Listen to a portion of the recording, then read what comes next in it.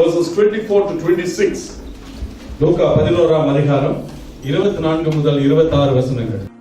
அசுத்த ஆவி ஒரு மனுஷனை விட்டு புறப்படும் போது வறண்ட இடங்களில் அலைந்து இளைப்பாறுதல் தேடியும் கண்டடையாமல், நான் விட்டு வந்த என் வீட்டுக்கு திரும்பி போவேன் என்று சொல்லி அதில் வரும்போது அது பெருக்கி ஜோடிக்கப்பட்டிருக்க கண்டு திரும்பி போய் தன்னிலும் பொல்லாத வேறு 7 ஆவிகளை கூட்டிக் கொண்டு வந்து உட்புகுந்து அங்கே குடியிருக்கும்.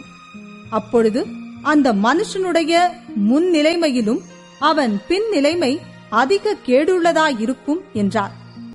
When an unclean spirit goes out of a man, he goes through dry places seeking rest and finding none. He says, I will return to my house from which I came. Verse 25, and when he comes, he finds it swept and put in order. 26, then he goes and takes with him 7 other spirits more wicked than himself, and they enter and dwell there. And the last state of that man is worse than the first. Right. It was not my intention actually today to speak on demonic activity. இந்த நாளிலே அசுத்த ஆவியினுடைய ஆதங்கத்தை குறித்து பேசும்படியாக என்னுடைய சித்தம் இல்லை. But somehow I believe the Lord wants to inform us about some demonic activity that might be going around our lives. ஆனாலும் கூட நம்முடைய வாழ்க்கையிலே பிரவேசித்துக் கொண்டிருக்கிற அசுத்த ஆவிகளுடைய கிரியைகளை குறித்து உங்களுக்கு ஜாக்கிரதையா சொல்லும்படி நான் உணர்த்தப்பட்டு இருக்கிறேன். This is a very important passage revealing to us about demonic activity. இந்த பகுதியானது மிகவும் முக்கியமான பகுதி. காரணம், பிசாசுகளுடைய கிரியைகளை குறித்து வெளிப்படுத்துகிற ஒரு பகுதியாக இருக்கிறது. You see, Jesus talks about a lot of things, இயேசு अनेक காரியங்களை குறித்து பேசி இருக்கிறார். And he has told us a lot of stories. அவர் நமக்கு நிறைய கதைகளையும் சொல்லி இருக்கிறார். But now and then, after particular incidences, he gives us a short commentary. ஆனாலும் கூட அவ்வப்போது சில காரியங்களை பேசின பிறகு நமக்கு சில கருத்துக்களை அவர் சொல்லுகிறார். And this is one of those little commentary or teaching about demonic activity. அதே போல இந்த இடத்தை நாம் வாசிக்கும் பொழுது பிசாசுகளுடைய கிரியைகளை குறித்து இங்கே அவர் சில கருத்துக்களை அல்லது சில பாடங்களை நமக்கு சொல்லிக் கொடுக்கிறார். When Jesus talks about like short advices, it's when he gives a short advice, a short note, it is better that we read it very diligently. இயேசு எப்பொழுதாவது ஒரு சிறிய ஒரு ஆலோசனை ஒரு கருத்தை அவர் சொல்லுவாரானால் அது பெரிய ஒரு பாகத்தை நாம் படிப்பதை விட இது இன்னும் பிரயோஜனமாக இருக்கும். Because every time he takes the trouble to teach us about something and he gives us a very short notes on it, it will be very very important. அநேக வேளையில இயேசு கிறிஸ்து அதிக பிரயாசப்பட்டு பல காரியங்களை நமக்கு கற்றுக் கொடுத்து அதை முடிக்கும் பொழுது ஒரு சிறிய ஒரு குறிப்புடன் அதை முடிக்கும் பொழுது நமக்கு பிரயோஜனமாக காணப்படுகிறது. So today we are going to learn about activity of demonic spirit, especially in relationship to our life. நம்முடைய வாழ்க்கையில இன்றைய நாளிலே நம்முடைய உறவுகளின் மத்தியிலே பிசாசுகளுடைய கிரியைகளை குறித்து நாம் சில காரியங்களை நாம் கற்றுக்கொள்வோம். No, we don't want to be overly obsessed with the devils, நம்ம பிசாசை குறித்து நாம் அதிகமாக பிரயாசப்படாதபடிக்கு நாம் there is a tendency to say that here God spirit, that is God spirit, no, this is the cause of spirit, that is cause of spirit, and so on. ஏனென்றால் அநேக வேளைகளில் நாம் இது பிசாசினால் உண்டானது, இது பிசாசுடைய ஆவியினால் உண்டானது, இது பேயினால் உண்டானது என்று சொல்லி நாம் சொல்லக்கூடிய வாய்ப்புகள் உண்டு. It is wrong. அது தவறு. It is wrong to relate everything to demonic spirit. எல்லாவற்றையும் இது பிசாசுடைய ஆவி, பிசாசுடைய வேலை என்று நாம் ஒப்பிடுவது தவறு. The Bible is not obsessed with the devil. ஏனென்றால் வேதாகமம் பிசாசை குறித்ததாக இருக்கவில்லை. The Bible concentrates on man's relationship with God. இந்த வேதாகமமானது மனுஷனுக்கும் தேவனுக்கும் உள்ள உறவை குறித்து தான் அதிகமாக பேசுகிறது. And as long as this relationship is right, you don't have to worry about the devil. உங்களுடைய உறவு, மனுஷனுடைய உறவும் தேவனுடைய உறவும் சரியாக இருக்கும் பொழுது பிசாசுடைய காரியத்தை குறித்து நாம் கவலைப்பட தேவையில்லை. But we Christians, God wants us to be informed of this demonic activity, a little bit. ஆனாலும் கூட இந்த பிசாசினுடைய காரியங்களை குறித்து ஆண்டவர் நமக்கு சிலவற்றை நாம் வெளிப்படுத்துகிறார். So what the Bible reveals, we study and learn. வேதாகமம் நமக்கு எதை வெளிப்படுத்துகிறது அதை நாம் கற்றுக்கொண்டு where the Bible is silent, we also keep quiet. வேதாகமம் அமைதியாக இருக்கும் பொழுது நாமும் அமைதியாக இருக்க வேண்டும். So we are going to see what the devil does in relationship to our life. எனவே நம்முடைய வாழ்க்கையில உறவுகளின் மத்தியிலே பிசாசுகள் என்ன விதமான கிரியைகளை செய்கிறது என்று நாம் கவனிப்போம். I come to this passage again very quickly, but let us turn to Ephesians chapter 6 for a while. எபேசியர் 6ஆம் அதிகாரத்தை நாம் சீக்கிரமாக திருப்பிக் கொள்வோம். Paul also speaks about demonic activity. இங்கே பிசாசுடைய காரியத்தை குறித்து அப்போஸ்தலர் பவுலும் கூட சில காரியங்களை சொல்லுகிறார். Look at chapter 6 and verse 11. 6ஆம் அதிகாரம் 11வது வசனம். Can somebody read? நீங்கள் பிசாசின் தந்திரங்களோடு எதிர்த்து நிற்க திராணியுள்ளவர்களாகும்படி தேவனுடைய சர்வாயுத வர்க்கத்தை தரித்துக் கொள்ளுங்கள். You see, Paul talks about the wiles or the schemes of the devil. இங்கே பிசாசுடைய தந்திரங்களை குறித்து அவர் வெளிப்படுத்துகிறார். The Greek word is it simply means cunning methods or tricks. இங்கே கிரேக்க வார்த்தையில் மொழிபெயர்த்து பார்க்கும் பொழுது அதனுடைய அர்த்தம் என்னவென்றால் பிசாசுடைய தந்திரங்கள் அல்லது அதனுடைய திருட்டுத்தனங்கள். The first thing that you and I got to know is the devil doesn't play fair or fights fair. நாம் தெரிந்து கொள்ள வேண்டிய முக்கியமான காரியம் பிசாசு என்றைக்குமே நியாயமான யுத்தத்தையோ அல்லது நீதியான காரியத்தை செய்பவன் அல்ல. He schemes, that means he plans. அவன் எப்பொழுதும் சூழ்ச்சி செய்கிறவனாய் இருக்கிறார். And he tricks you so that you will fall. நீங்கள் விழும்படியாக அவன் பலவிதமான காரியங்களை சூழ்ச்சி செய்து உங்களை ஏமாற்றுகிறார். So Paul tells us, be careful. The devil is a tricking devil. எனவே தான் பவுல் நமக்கு எச்சரிக்கை சொல்லுகிறார், பிசாசை குறித்து ஜாக்கிரதையாக இருங்கள், அவன் உங்களை வஞ்சித்து விடாதபடிக்கு ஜாக்கிரதையாக இருங்கள். So we have an enemy that always tries to trick us and makes us fall. எனவே நாம் பார்க்கும் பொழுது பிசாசு நமக்கு எதிரி எப்படிப்பட்ட எதிரி என்றால் நாம் விழும்படியாக எப்பொழுது நம்மை சூழ்ச்சி செய்து நம்மை ஏமாற்றுகிறவனாக இருக்கிறார். Ephesians 6 verse 12 again. 12. எபேசியர் 11:12 வசனத்தில் 6:12 6:12.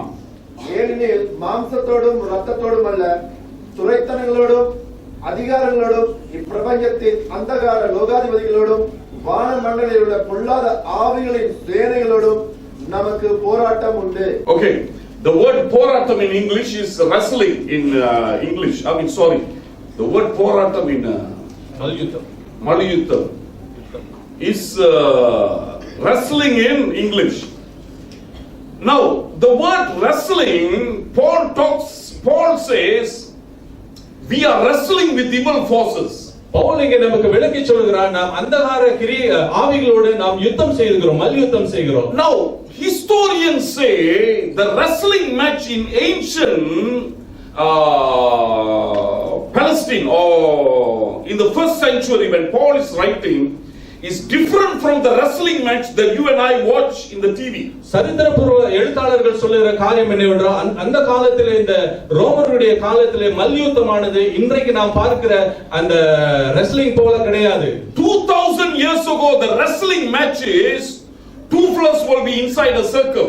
அந்த 2000 வருடங்களுக்கு முன்பதாக உள்ள மல்யுத்தம் எப்படி என்றால் ஒரு வட்டத்திற்குள்ளாக இரண்டு போட்டியாளர்கள் இருப்பார்கள். One fellow will just try to make sure the other fellow falls. ஒருவன் என்ன செய்வான், எப்படியாவது அவனுடைய எதிராளியை கீழே தாழ்த்ததான் பார்ப்பான். That is the whole match about. அதுதான் அந்த மல்யுத்தத்தினுடைய நோக்கமே. Both of them will be standing in the middle.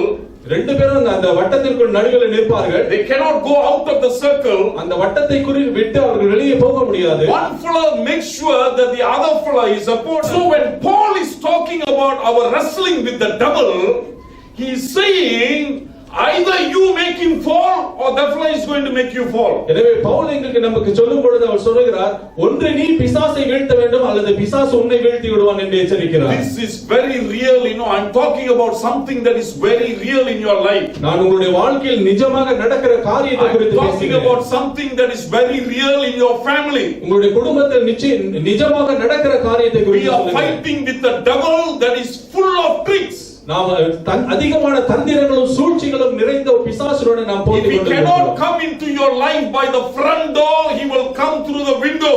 அவன் உங்களுடைய வாழ்க்கையிலே உங்களுடைய நண்பர்கள் மூலமாகவோ அல்லது வீட்டு ஜன்னல் மூலமாக வருகிறான். And as long as you fall down and you are down on the mat, he is happy. நீங்கள் எப்பொழுது நீங்கள் கீழே விழுகிறீர்களோ அல்லது நீங்கள் தரையில் விழும் பொழுது அவன் அதிக சந்தோஷப்படுவான். Look at one more thing Paul says, verse 16. இன்னொரு காரியத்தை பார்ப்போம் 16வது வசனம். பொல்லாங்கன் எய்யும் அக்னியாஸ்திரங்களை எல்லாம் அவித்து போடாதவர்களாய் எல்லாவற்றுக்கும் மேலாக விசுவாசம் என்னும் கேடகத்தை பிடித்துக் கொண்டவர்களாய் நில்லுங்கள். Okay, flaming darts. Paul uses the word flaming darts. இங்கே அக்கினி திரையங்களை எல்லாம் என்று சொல்லி திரையங்கள் என்று சொல்லி பவுல் சொல்லுகிறார். Okay, the first century they say it is either a javelin or an arrow. முதலாம் நூற்றாண்டு காலத்தில் அது எதை குறிக்கிறது? ஒரு ஈட்டி அல்லது ஈட்டி போன்ற ஒரு ஆயுதத்தை குறிக்கிறது. They dip it in some chemical, set it on fire and they throw against the enemy. அந்த ஈட்டி என்ன செய்வார்கள்? ஒரு திரவத்தில் அல்லது கெமிக்கல் என்று சொல்லக்கூடிய எசைட்டுள் இப்படி ஊற வைத்து அதை நெருப்பு வைத்து அதை வீசுவார்கள். Paul teaches us all this because this is very real. Pavul இதையெல்லாம் கற்றுக் கொடுக்கிறார். காரணம் இவை எல்லாம் நிஜமாக நடக்கிற காரியங்கள். The devil is constantly throwing javelin or arrows against Christians, you know. நிஜமாகவே பிசாசானவன் கிறிஸ்துவோட வாழ்க்கையில ஒவ்வொரு நாளும் அக்கினி நிறைந்த அம்புகளையும் ஈட்டிகளையும் நம்மை நோக்கி வீசி கொண்டிருக்கிறார். Some of us are walking around with javelins on our body. நம்மில் அநேக பேர் நம்முடைய உடம்பில் அதிகமாக குத்தப்பட்ட அந்த ஈட்டிகள் குத்தப்பட்ட வண்ணமாய் நாம் நடந்து கொண்டிருக்கிறோம். I don't want to be very general in this. நான் பொதுப்படையாக இந்த காரியத்தை நான் பேசவில்லை. But some people suffer because of demonic javelins and demonic arrows. ஆனால் ஒரு சிலர்கள் பிசாசினுடைய அம்புகளினால் ஈட்டிகளால் தாக்கப்பட்டு அதிக பாதிப்படைந்து வாழ்ந்து கொண்டிருக்கிறார்கள். From somewhere unexpected, the devil shoots an arrow or throws a javelin against you or your family. எங்கிருந்தோ திடீரென்று எதிர்பாராத விதத்தில் பிசாசானவன் அவனுடைய அம்பையோ அல்லது ஈட்டையோ உங்களுக்கும் உங்கள் குடும்பத்திற்கு நேராக வீசி இருக்கிறார். Suddenly people are struck. திடீரென்று ஜனங்கள் தாக்கப்படுகிறார்கள். With some kind of a sickness. ஏதாவது ஒரு பயங்கரமான வியாதியில் தாக்கப்படுகிறார்கள். Suddenly some kind of an accident happens. திடீரென்று ஒரு விபரீதமான விபத்து ஏற்படுகிறது. Suddenly problem in the place where you work. நீங்கள் வேலை செய்கிற இடத்துல திடீரென்று ஒரு பெரிய பிரச்சனை. Suddenly there's problem in the family. திடீரென்று குடும்பத்தில் ஒரு பெரிய ஒரு பிரச்சனை. Unexplainable problems. விவரித்து சொல்ல முடியாத அளவுக்கு from where it came and why it came. நீங்கள் அப்படியே போட்டு குழம்பிக் கொண்டிருப்பீர்கள். ஏன் வந்தது, எங்கிருந்து வந்தது என்று The Bible says the devil throws javelins and arrows at us. ஆனால் வேதம் நமக்கு சொல்கிறது பிசாசானவன் நமக்கு விரோதமாக நம் குடும்பத்திற்கு விரோதமாக அம்புகளையும் ஈட்டிகளையும் வீசி கொண்டிருக்கிறார். When the enemy throws this, he is always hidden. You know, he doesn't come in front of you and shoots an arrow. He is somewhere hiding somewhere and he just shoots. பிசாசான் நீங்கள் புரிந்து கொள்ள வேண்டும். பிசாசானவன் உங்களுக்கு நேராக வந்து உங்க கண்ணு முன்னுக்காக அப்படிப்பட்ட அம்புகளை ஈட்டிகளை வீசவில்லை. மாறாக அவன் எங்கேயோ ஒளிந்து கொண்டு உங்களுக்கு தெரியாமல் திடீரென்று இந்த அம்புகளை வீசி கொண்டிருக்கிறார். So Paul says you better be careful, you know. எனவே பவுல் சொல்லுகிறார், ஆகவே நீங்கள் ஜாக்கிரதையாக இருங்கள்.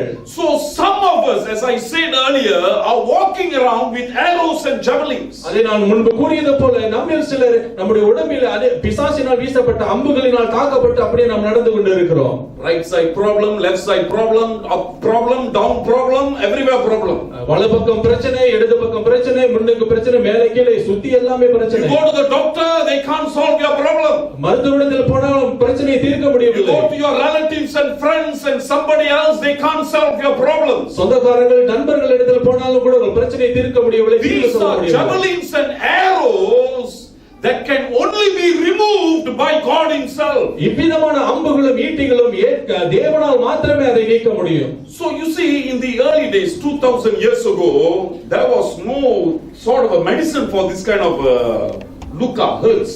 இந்த 2000 வருடங்களுக்கு முன்பதாக இம்மாதிரியான காயங்களுக்கு மருந்துகளோ மாத்திரைகளோ அந்த நாட்களில் கிடையாது. So when an arrow hits you somewhere, அப்பொழுது உங்களுடைய சரீரத்தில் ஏதாவது அம்பு வந்து தாக்கி குத்தினா high possibility that you might finally succumb to the wound and die. அந்த அப்படியே தாக்கப்படும் பொழுது நீங்கள் கடைசியாக நிச்சயமாக அந்த புண்ணினால் பாதிக்கப்பட்டு நீங்கள் மரித்து போவீர்கள். You know, the wound will become poison and then you die. That's how it is. நீங்கள் அந்த காயம் அப்படியே சீல் வைத்து அல்லது விஷமாகி உங்கள் உடம்பு பூரா புறமேறி நீங்கள் சாக வேண்டியிருக்கும். If you look at old movies those days, you know, they're taken some time about a few hundred years ago. ஒரு 100 ஆண்டுகளுக்கு முன்பதாக எடுக்கப்பட்ட படங்களை, பழைய படங்களை பார்த்தால் movies that talk about incidences a few hundred years ago, 100 ஆண்டுகளுக்கு முன்பதாக நடந்த காரியங்களை குறித்து எடுக்கப்பட்ட விளக்கப்படங்களை நீங்கள் they normally kill a wounded soldier. ராணுவ காயப்பட்ட வீரர்களை அவர்கள் என்ன செய்வார்கள்? கொலை செய்து விடுவார்கள். Because a wounded soldier cannot be healed immediately.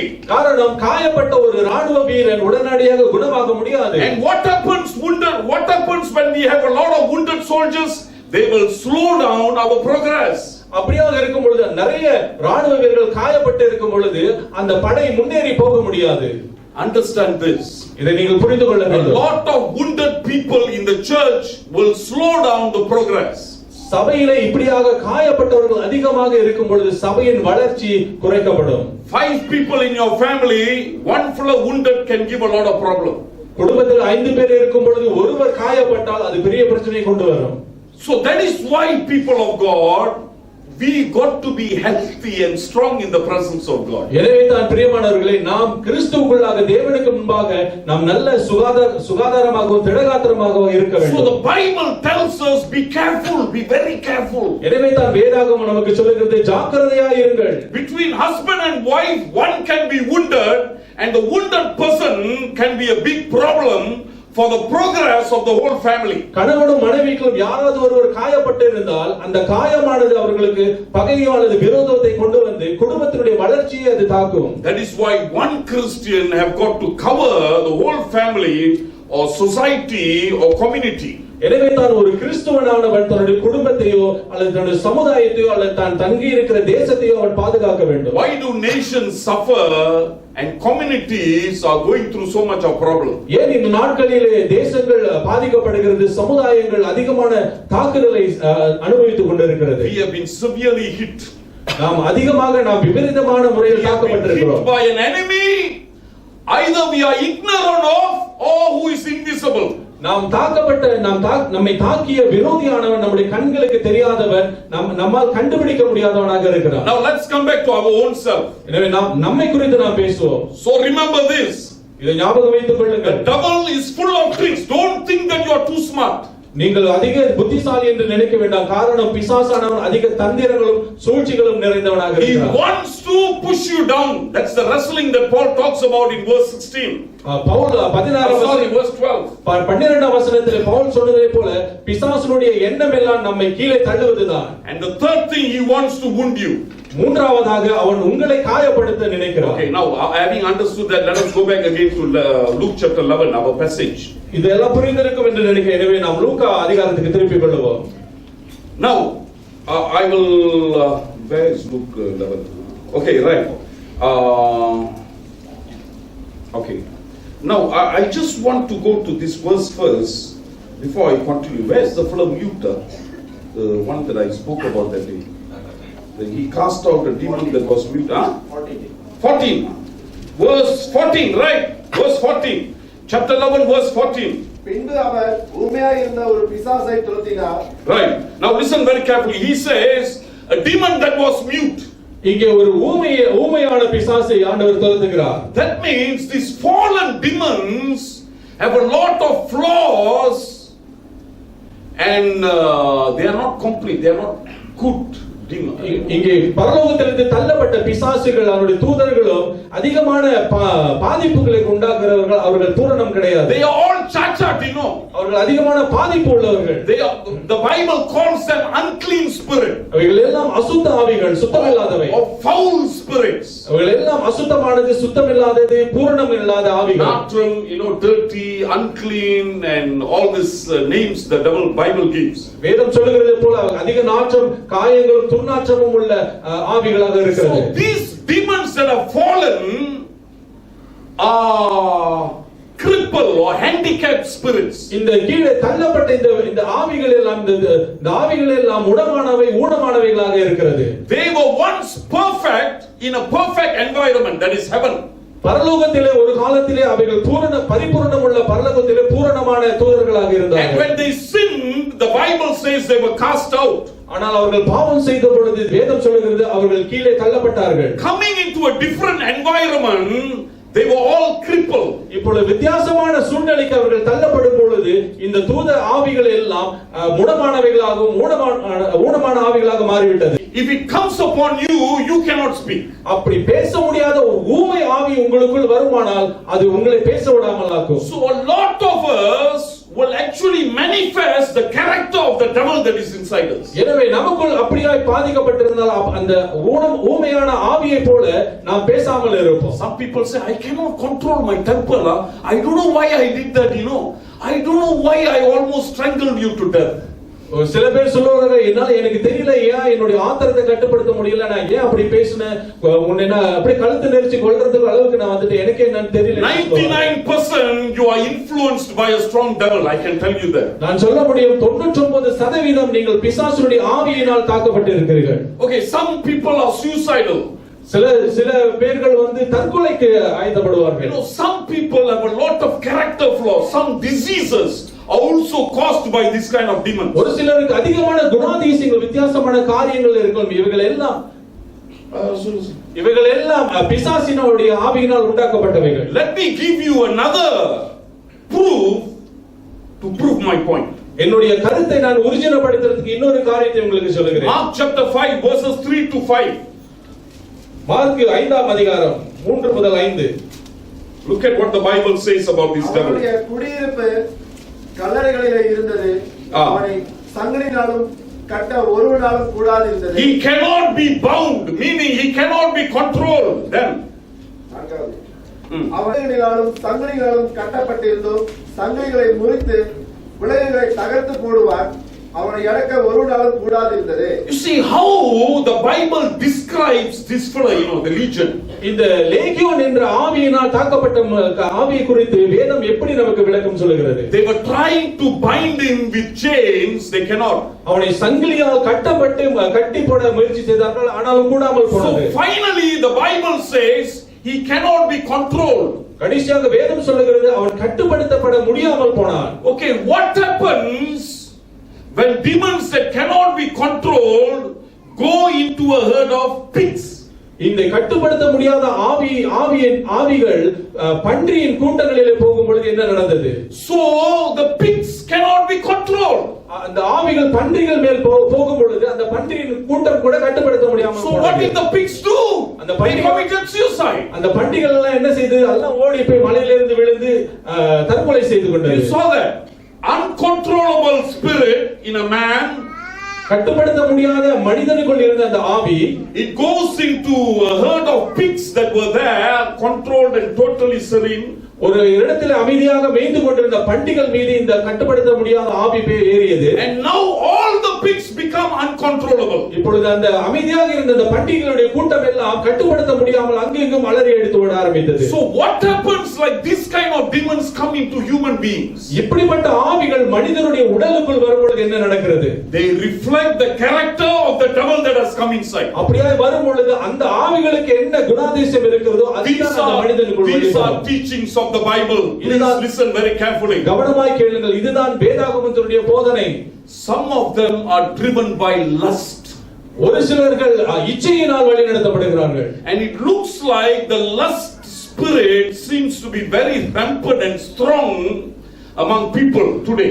இன்றைய நாட்களை நாம் பார்க்கும் பொழுது இந்த இச்சையின் ஆவி எல்லாம் அநேக மனிதர்களுக்குள்ளாக மிகவும் பலமாக அப்படியே ஊறி போய் கிடக்கிறது. Look at the progress of internet and internet sex. இன்டர்நெட்ல நீங்கள் பார்க்கும் பொழுது அங்கே பயன்படுத்தப்பட்டுள்ள உள்ள காம விகாரத்தினுடைய காரியங்களை பாருங்கள். It looks like the devil has found a very effective way of controlling people. மனிதர்களை எப்படி கட்டுப்படுத்த முடியும், சுலபமாக கட்டுப்படுத்த முடியும் என்று ஒரு பெரிய ஒரு தந்திரத்தை பிசாசு இன்டர்நெட் மூலமாக கண்டுபிடித்தார். Spirit of lust coming into people, that's all. அவன் பார்க்கிற காரியம் இச்சையின் ஆவி மனிதர்களுக்குள்ளாய் வருகிறது. And we have cast out so many demons along that line. அப்படிப்பட்டவர்களுடைய பாதிக்கப்பட்டவர்களுடைய அநேகரை நாம் விடுதலையாக்கி இருக்கிறோம். Okay, having said that, let's move on a little bit because we don't have much time. அதிக நேரம் இல்லாதபடியால் நாம் தொடர்ந்து செல்வோம். Verse 24, chapter 11, verse 25. Every point that I am giving you is very important.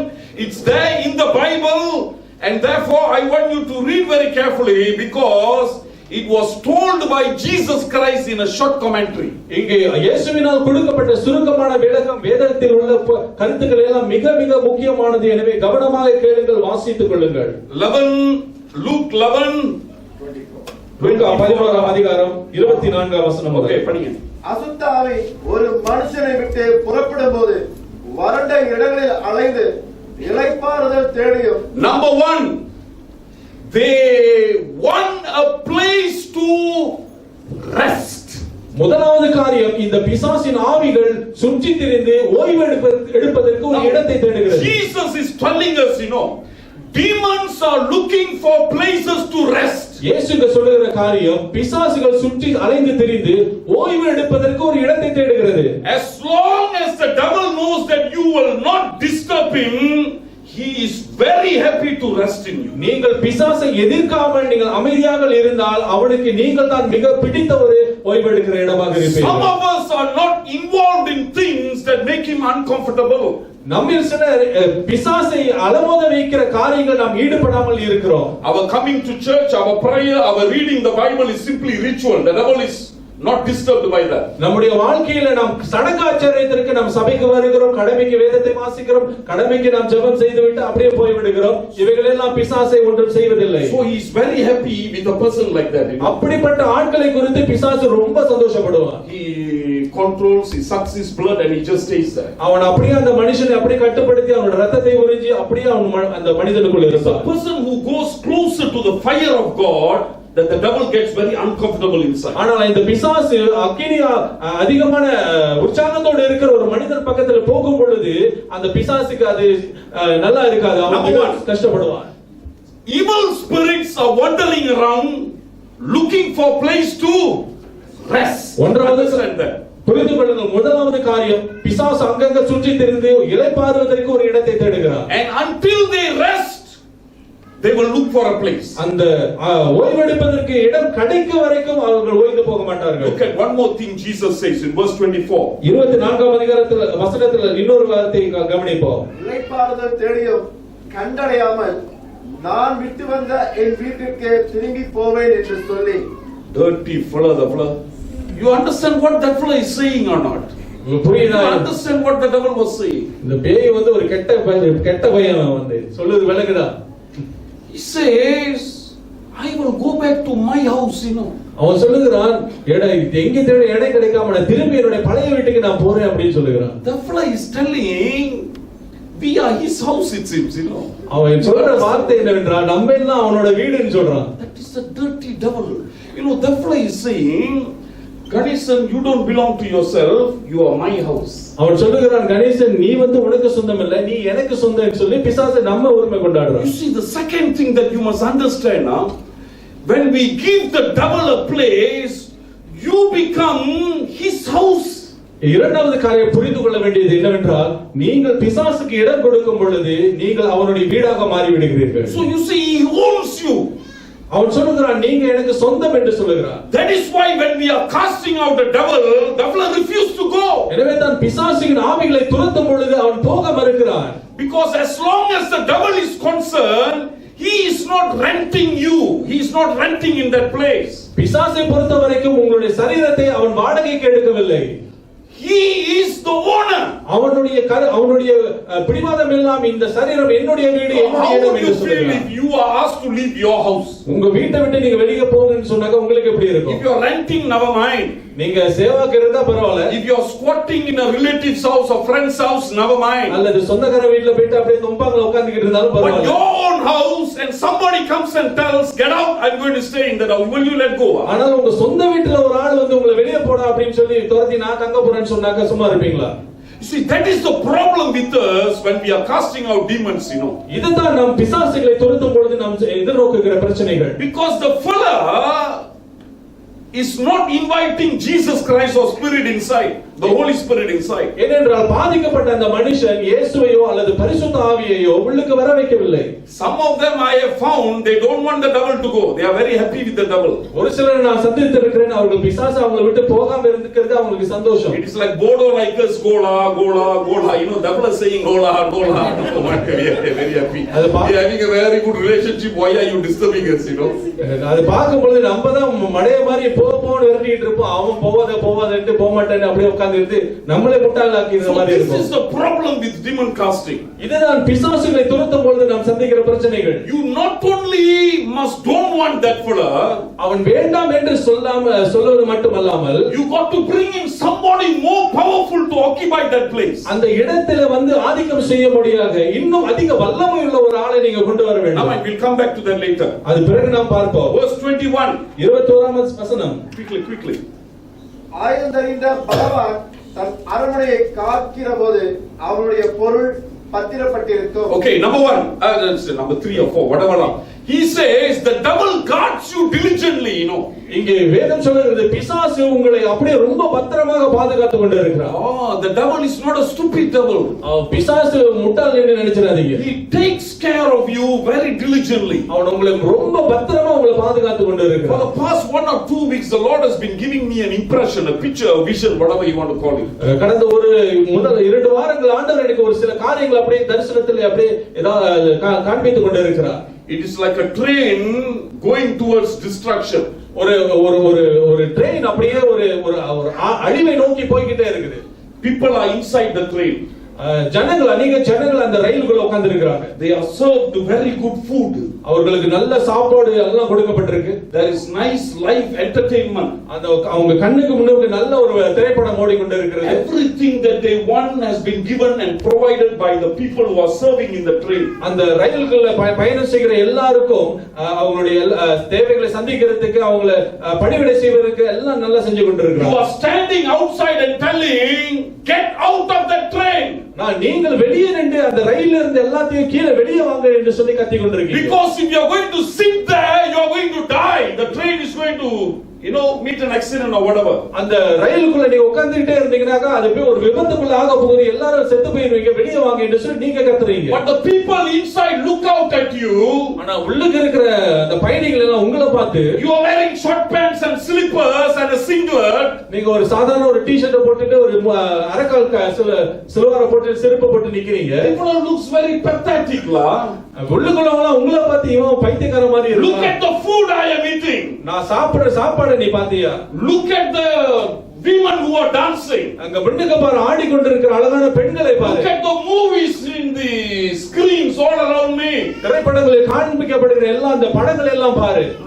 Look at the luxury that I am enjoying. நான் அனுபவித்துக் கொண்டிருக்கிற எல்லா இந்த சுகமான காரியங்களை பாரு. Why should I give me one good reason why I should come out of the train? இந்த ரயிலை விட்டு நான் கீழே வருவதற்கு ஒரு நல்ல ஒரு காரணத்தை சொல்லி நான் கீழே இறங்குறேன். So the fellow outside says, you better come out, the train is going to meet a disaster. ஆனா வெளியே உள்ள மனுஷன் சொல்லுகிறான், நீங்க சாவ போறீங்க, இந்த ரயில் விபத்துக்குள்ள ஆக போகுது, எல்லாம் கீழே இறங்குங்க என்று சொல்லுகிறான். The fellow inside says, you look like a crab, you must be talking crap then. ஆனா உள்ளுக்குள்ள பாரு, வெளியே உள்ள நான் பார்த்து சொல்றான், நீயே பார்க்கிறதுக்கு பைத்தியக்காரமா இருக்க, நீ பைத்தியக்காரத்தனமா பேசுகிற என்று சொல்லுகிறான். You understand that the Bible, Jesus says the devil guards them diligently. வேதம் சொல்லுகிறது போல, இயேசு சொல்லுகிறது போல, பிசாசு யாரை பிடித்திருக்கிறானோ அவனை ரொம்ப பத்திரமா பாதுகாத்து கொண்டிருக்கிறான். He gives you exactly what you want so that you will never ever look at Jesus Christ. உங்களுக்கு என்னென்ன தேவையோ அது எல்லாத்தையும் அப்படியே நல்லா கொடுத்து இயேசுவை நீங்கள் பார்க்காம இருக்கும்படி உங்களை. If your weakness is food,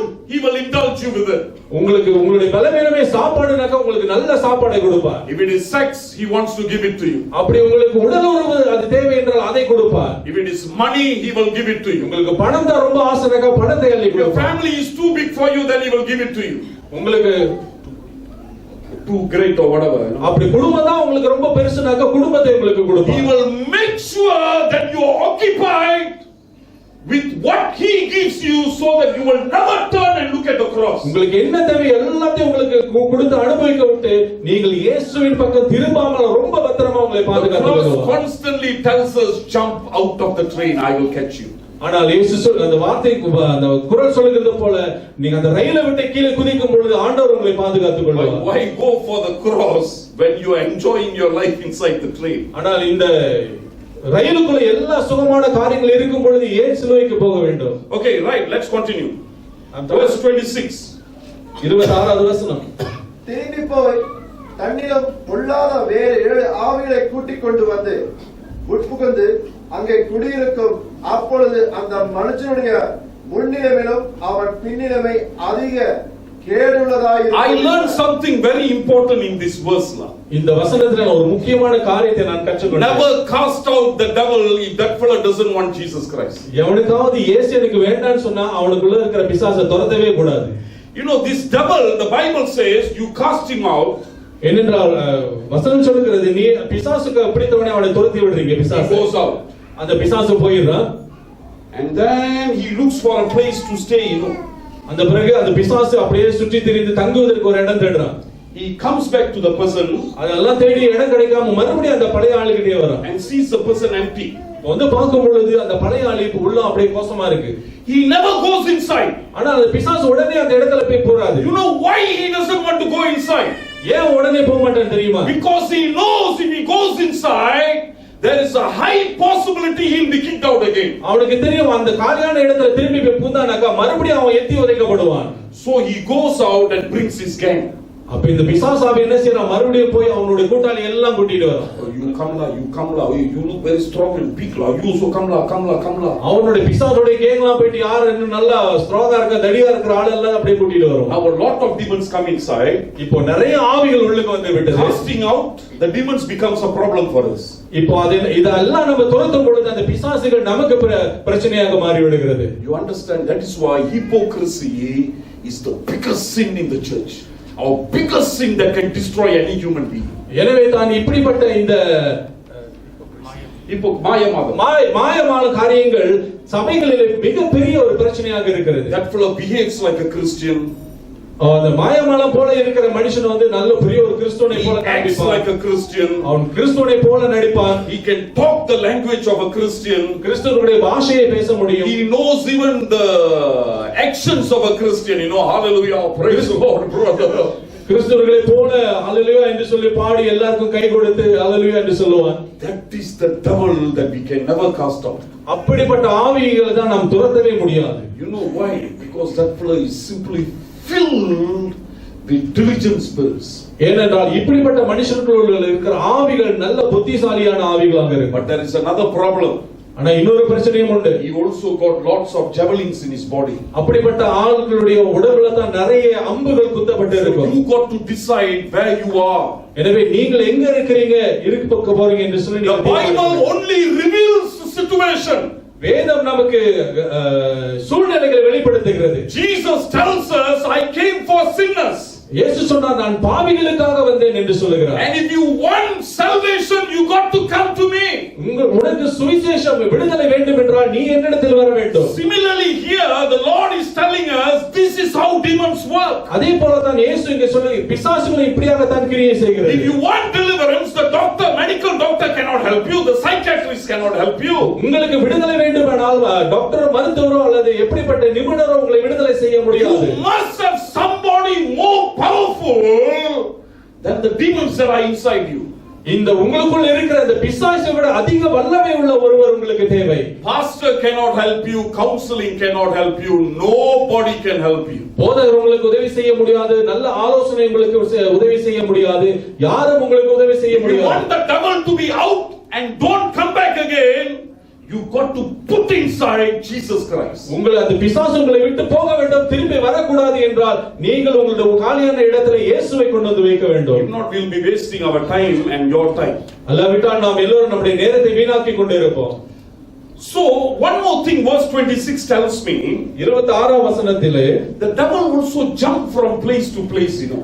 வேதம் நமக்கு சொல்லுகிற காரியம் என்னவென்றால் பிசாசு இடம் விட்டு இடம் மாறிக்கொண்டு குதித்து கொண்டு இருக்கிறார். The devil that went up found 7 spirits immediately.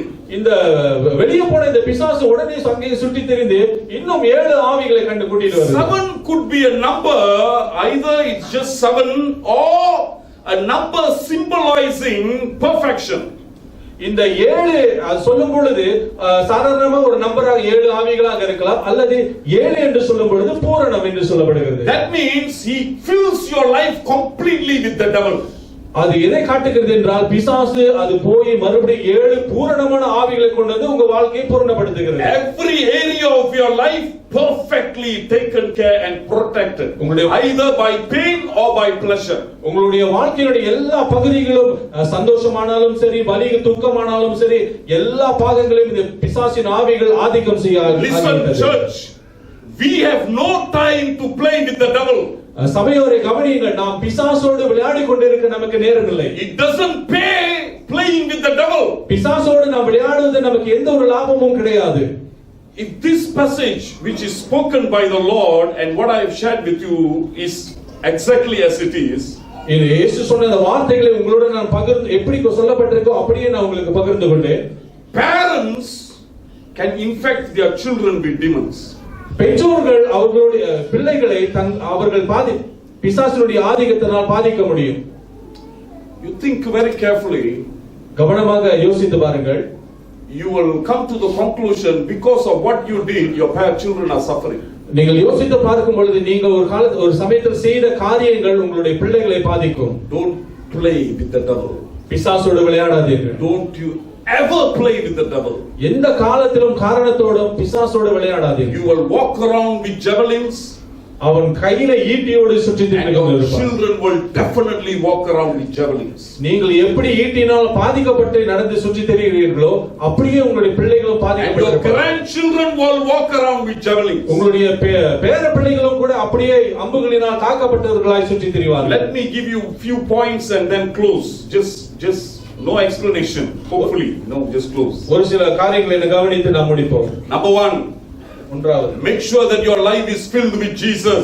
உங்களுடைய வாழ்க்கையில இயேசு மாத்திரமே நிரம்பினவராய் காத்துக்கொள்ளுங்கள். Stop the devil from coming inside you. எப்படி பிசாசு நமக்குள் வராமல் இருக்க தடுக்க முடியும்? Counseling, medicine, injection, what can stop you? What can stop the devil? எது ஆலோசனையோ மருந்தோ மாத்திரைகளோ அல்லது ஊசியோ எது பிசாசு நம்மை தாக்காமல் இருக்க காட்ட முடியும்? You give him place, he fills it completely and perfectly. ஒரு பிசாசுக்கு நீங்கள் இடம் கொடுக்கும் பொழுது அவன் 7 ஆவிகளை கொண்டு வந்து பூரணப்படுத்துகிறான். So number 1, the only solution is the infilling of the Holy Spirit, nothing else. ஒன்றாவது ஒரே ஒரு வழிதான் இருக்கிறது, பரிசுத்த ஆவியினாலே நிரப்பப்பட வேண்டும். We praying for you also won't help, you know. நாங்கள் உங்களுக்காக ஜெபித்தால் கூட இது நடக்காது. Every time we chase wrongly, we actually make you worse than the previous time. ஒவ்வொரு தடவையும் தவறாக உங்களை நாங்கள் விடுதலை ஆக்கும் பொழுது அது முந்தி இருந்ததை விட இன்னும் மோசமான நிலைமைக்கு உங்களை கொண்டு வரும். If you are not willing to give Jesus Christ the number 1 place and complete control of your life, then go and come for prayer. உங்களுடைய வாழ்க்கையில இயேசுவை மாத்திரமே முதல் இடத்தில் வைக்க நீங்கள் மனது இல்லாமல் இருந்தால் தயவு செய்து ஜெபியுங்கள் என்று சொல்லி விட்டுக்கு வராதீங்க. Number 2, the second advice. இரண்டாவது ஆலோசனை, parents got to protect their children diligently. பெற்றோர்கள் உங்களுடைய பிள்ளைகளை மிக கவனத்தோடு பாதுகாக்க வேண்டும். The house, the Hebrew house was always smeared by the blood. எபிரேயர்களுடைய வீடுகளை பார்க்கும் பொழுது அவர்களுடைய நிலைக்கால்களை இரத்தத்தினால் பூசப்பட்டிருப்பாங்க. Better protect your home. I'm not saying cut a goat and put the blood there. அதுக்காக போய் ஒரு ஆட்டை வெட்டி இரத்தத்தினால் அங்க போய் பூச நான் சொல்லவில்லை. Number 3, மூன்றாவது, don't go to places where demonic activity is very active. எந்த இடத்துல எல்லாம் பிசாசுடைய காரியங்கள் பூஜைகள் எல்லாம் நடக்குதோ அந்த இடத்துல காலை வைக்க கூடாது. Don't go to places where demons are being glorified or where there's activity. Even in movies, you know,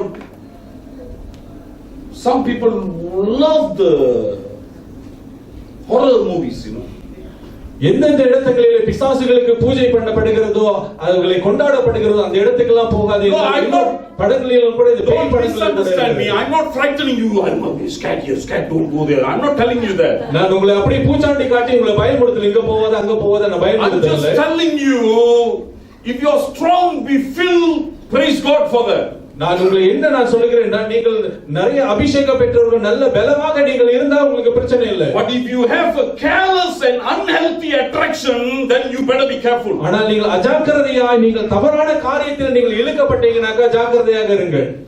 The next thing that I want to tell you, even in a church when we are casting out demons or so on, இந்த சபையில கூட நாம் ஆவிகளை துரத்தும் பொழுது you better protect yourself and protect even your children and your home. நீங்கள் ஆவிகளை துரத்தும் பொழுது உங்களையும் உங்கள் பிள்ளைகளின் குடும்பத்தையும் நீங்கள் பாதுகாத்துக் கொள்ள வேண்டும். Jesus says when the demon goes out, it looks for a place to rest. ஏனென்றால் இயேசு சொல்கிறார், ஒரு பிசாசு வெளியே போகும் பொழுது அது சுற்றி திரிந்து இளைப்பாறுவதற்கு இடம் தேடுகிறது. So sometimes in our worship sessions I see demons. I saw this, like I think the prayer the last week, some of you all were casting out demons. I was not involved in that, but I think they were casting out demons.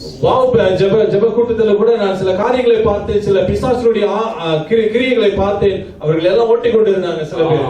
These are the time they go out through. இது உண்மை. அப்படிப்பட்ட ஜெப நேரத்துல இந்த பிசாசு எல்லாம் வெளியே போகும். But they are also looking for a place. ஆனா அதே நேரத்துல வெளியே போய் இளைப்பாறுவதற்கு வேற இடம் தேடிக்கிட்டு இருக்கும். And if you are available, மத்தியில go. நீங்க ஒரு இடம் காலியா இருந்தா நீங்க முடிஞ்சது. No, I'm not saying you be scared. நீங்க பயப்படும்படியாக நான் சொல்லவில்லை. I'm just saying take the precaution and the revelation that the Bible has already given us. வேதாகமம் நமக்கு கொடுக்கப்பட்ட அறிவு மூலமும் வெளிப்படுத்தல் இதையெல்லாம் நாம் உதாரணமாக எடுத்துக்கொண்டு நாம் விழிப்புணர்வுடன் ஜாக்கிரதையாக இருக்க வேண்டும். Finally you got to ask yourself, கடைசியாக உங்களை நீங்கள் கேட்டுக்கொள்ள வேண்டும், are you being harassed? Is there javelin in your life? உங்களுடைய வாழ்க்கையிலே பிசாசினால் தாக்கப்பட்ட அம்புகள் ஈட்டிகளோடு நீங்கள் இருக்கீங்களா? Is there something seriously going wrong and wrong and wrong? உங்களுடைய வாழ்க்கையில ஏதோ ஒரு காரியம் மிகவும் ரொம்ப சீரியஸா அப்படியே மறுபடியும் அதே நடந்துகிட்டு இருக்கு. Only one solution. ஒரே ஒரு பதில் தான். Only Jesus Christ can heal or get inside. இயேசு மட்டும் தான் உள்ளேக்கு வந்து உங்களை சுகப்படுத்த முடியும். No counseling, nothing, nothing can do. Even our prayers sometimes I feel are ineffective because you don't want Jesus Christ to rule in your life. That's why. சில சமயங்களில் நம்முடைய ஜெபம் கூட உங்களுக்கு ஜெபிக்கும் பொழுது கூட அது உதவி செய்யாது. காரணம் இயேசு உங்களிடத்துல வர வேண்டும் என்று சொல்லி நீங்கள் ஆசைப்படாவிட்டால் எதுவுமே நடக்காது. The first question you got to ask is, do you want this Jesus? முதல் கேள்வியானது நீங்க கேட்க வேண்டியது, இந்த இயேசு உங்களுக்கு வேண்டுமா? Are you willing to jump out of the luxury train because of that not so good looking cross? இந்த நீங்கள் போய் கொண்டிருக்கிற அந்த சொகுசு ரயிலிலிருந்து நீங்க போய்கிட்டு இருக்கும் பொழுது ஒண்ணுமே இல்ல இந்த சிலுவையை பார்த்து அது வேணும்னு சொல்லி நீங்க தீர்மானிப்பீங்களா? Isaiah 53 says it doesn't even look good. ஏசாயா 53 வசனம் சொல்லுகிறது போல அவர் 53ஆம் அதிகாரத்திலே அவர் அழகான ரூபம் இல்லாதவராக இருந்தார். But the problem is the person who doesn't look good is our only hope. ஆனால் பிரச்சனை என்னன்னா அப்படி அகோரமான ரூபமா அடைந்தவர் தான் நம்முடைய நம்பிக்கையாக இருக்கிறார். You can be surrounded by beautiful people in the train, but you're all going to die. நீங்க போய் கொண்டிருக்கிற அந்த சொகுசு ரயில்ல அழகானவர்கள் ரொம்ப அழகானவங்க சுற்றி இருக்கலாம். ஆனா பிரச்சனை என்னன்னா எல்லாரும் போய் சாக போறீங்க. It is a very nasty looking cross that can actually save us. ஆனா சிலுவையை பார்க்கும் பொழுது மிக கோரமாக இருக்கிறது, அகோரமாக இருக்கிறது. ஆனால் அந்த சிலுவை தான் நம்மை ரட்சிக்கும். So ask yourself this question. எனவே இந்த கேள்வியை உங்களை கேட்டுக்கொள்ளுங்கள். Who rules in your life? உங்களுடைய வாழ்க்கையை யார் ஆண்டு கொண்டிருக்கிறார்? Or maybe a better question is who do you want to rule in your life? அது இன்னொரு நல்ல கேள்வி கேட்க வேண்டும் என்றால் யார் உங்களை ஆட்சி செய்ய வேண்டும்? May the Lord bless you. தேவன் உங்களை ஒவ்வொருவரையும் ஆசீர்வதிப்பார். Remember, a strong church will make a powerful army that progresses very quickly into the land. இங்கே நல்ல ஒரு ஆரோக்கியமான ஒரு சபை, பக்தியான ஒரு சபை சேர்ந்து என்ன செய்யும்? வாக்குத்தத்தம் பண்ணப்பட்ட தேசத்துக்குள் மிக சீக்கிரமாக போய் சேரும். So a strong family can make life heaven inside the home. ஒரு நல்ல ஆரோக்கியமான பலமான குடும்பமானது அந்த குடும்பமே பரலோகத்தை போல மாற்றிவிடும். Father, mother, daughter, son walking with arrow and javelin, போச்சிலா the family. அப்பா அம்மா பிள்ளைங்க எல்லாரும் உடம்புல முள்ளு குத்தி அந்த வில் எல்லாம் குத்திக்கிட்டு அப்படியே நடந்துக்கிட்டு இருந்தா அந்த குடும்பமே நாசமாகி விடும். Invite Jesus, the only cure. இயேசுவை உங்கள் வீட்டுக்குள்ள அழைப்பு கொடுங்கள். அவர் மாத்திரம் தான் உங்களுக்கு விடுதலை. Take the Holy Communion. நம்ம ராபோஜனத்துல பங்கெடுக்க போகிறோம். It is a beautiful time. இது ஒரு நல்ல ஒரு அருமையான நேரம். For you to say, Lord, come inside. நல்ல அருமையான நேரம். இயேசுவே எனக்குள் வாரும். I'm drinking your blood, I'm eating your bread, your body. உம்முடைய இரத்தத்தை நான் பானம் பண்ணுகிறேன். Today I surrender. இந்த நாளிலே நான் ஒப்புக்கொடுக்கிறேன். You take over. நீர் என்னை பொறுப்பெடுத்துக் கொள்ளும். No more devil. பிசாசு இல்லை. I am jumping out of the train. இந்த சொகுசு ரயிலில் இருந்து நான் குதித்து வெளியே வருகிறேன். For the sake of the cross. சிலுவைக்காக நான் குதித்து வெளியே வருகிறேன். Find that behind the cross ஆனால் நீங்கள் வரும் பொழுது அந்த சிலுவைக்கு பின்னாலே நீங்க பார்க்கிற காரியம் is also your crown. உங்களுடைய கிரீடம் அங்கே உங்களுக்காக காத்து கொண்டு That is இருக்கிறது. the only place of glory for you. அது அந்த இடம் மாத்திரம் தான் உங்களுக்கு மகிமை கொடுக்கும். துதி உமக்கே, கனம் உமக்கே, புகழும் மேன்மையும் ஒருவருக்கே. துதி உமக்கே, கனம் உமக்கே, புகழும் மேன்மையும் ஒருவருக்கே. உமக்கே